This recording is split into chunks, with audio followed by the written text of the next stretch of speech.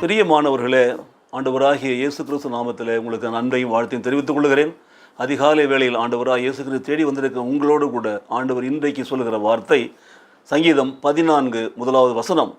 முதலாவது வசனம் இப்படியே சொல்லுகிறது: தேவன் இல்லை என்று மதிக்கெட்டவன் தன் இருதயத்தில் சொல்லிக் கொள்ளுகிறான், அவர்களை கெடுத்து அருவருப்பான காரியங்களை செய்து வருகிறார்கள், நன்மை செய்கிறவன் ஒருவனும் இல்லை என்று சொல்லப்பட்டிருக்கிறது. மதியீனன், மதிக்கெட்டவன், முட்டாள். யார்? தேவன் இல்லை என்று சொல்லுகிறவன். தேவன் இல்லை என்று ஏன் சொல்லுகிறான் என்று சொன்னால், தெய்வ பயம் இல்லை அவனுக்கு, தேவன் மேல் நம்பிக்கை இல்லை, தேவன் மேல் விசுவாசம் இல்லை, தேவன் இல்லாத உலகத்திலே வாழ்வதோல் வாழ்ந்து கொண்டிருக்கான். தேவனே இல்லை, ஏது கடவுள், எங்கே இருக்கிறார் கடவுள் காட்டு, அப்படி தான் வாழ்ந்து கொண்டிருக்கிறது. பார்த்தீங்கன்னா தங்கள் இஷ்டப்படி தங்களை தாங்களே கெடுக்கிறதோடு மட்டும் இல்லாமல் அருவருப்பான காரியங்களை செய்து கொண்டு நன்மையே செய்யாமல் வாழ்ந்து கொண்டிருக்கிறார்கள். இவர்களை குறித்து தான் சங்கீதக்காரன் இந்த சங்கீதத்தில் எழுதி வைத்திருக்கிறான். ஏனென்றால் இந்த மனிதர்கள் என்ன சொல்கிறாங்க, நன்றாக தேவனை நம்பி வாழ்கிறவர்களுக்கு மேல் விரோதமான காரியங்களை அவர்கள் செய்கிறார்கள். ஆகவே தான் தேவனை தேடுகிற உணர்வு உண்டோ என்று பார்க்க கர்த்தர் பரலோகத்திலிருந்து மனுபுத்திரை நோக்கி பார்க்கிறார். ஆனால் இங்கே பார்க்கிற பொழுது பார்த்தீங்கன்னா எல்லாரும் வழி விலகி ஏகமாய் கெட்டு போகிறார்கள், நன்மை செய்கிறவன் ஒருவனும் இல்லை, ஒருவனாகிலும் இல்லை என்று பார்க்கிறோம்.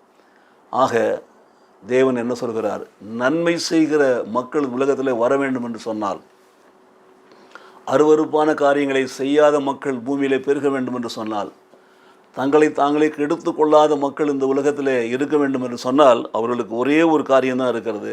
அவர்கள் தேவனுடைய வார்த்தைகளை ஏற்றுக்கொள்ள வேண்டும், தேவனுடைய வேத புத்தகத்தை ஏற்றுக்கொள்ள வேண்டும், தேவனை விசுவாசிக்க வேண்டும். விசுவாசிக்கிற பொழுது அவர்கள் தேவனை சார்ந்திருப்பார்கள், தேவனிடத்தில் ஜெபிப்பார்கள், நன்மை செய்வார்கள்.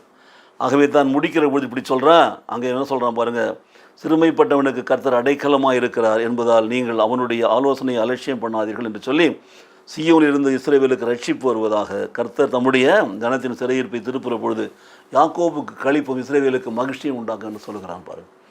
ஆகவே சங்கீதக்காரன் சொல்கிறான், நீங்கள் இப்படியே இருந்துட்டு போங்க, ஆனால் இப்பொழுது நீங்கள் திருந்த வேண்டும் என்று சொன்னால் தேவனுடைய வார்த்தையை கேளுங்க.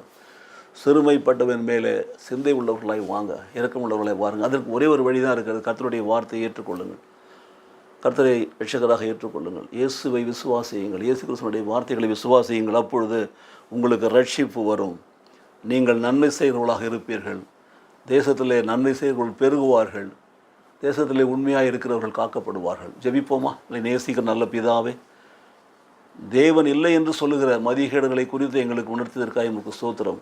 ஆனாலும் அவர்கள் வாழ்க்கையிலே தேவன் இருக்கிறார் என்பதை விசுவாசிக்கத்தக்கதாக தேவனுடைய வார்த்தைகளை அவருக்கு சொல்லத்தக்கதான கிருபைகளை ஆண்டவரே தேவனை விசுவாசிக்கிறவர்களுக்கு தர வேண்டுமா நாங்கள் ஜெபிக்கிறோம் சுவாமி.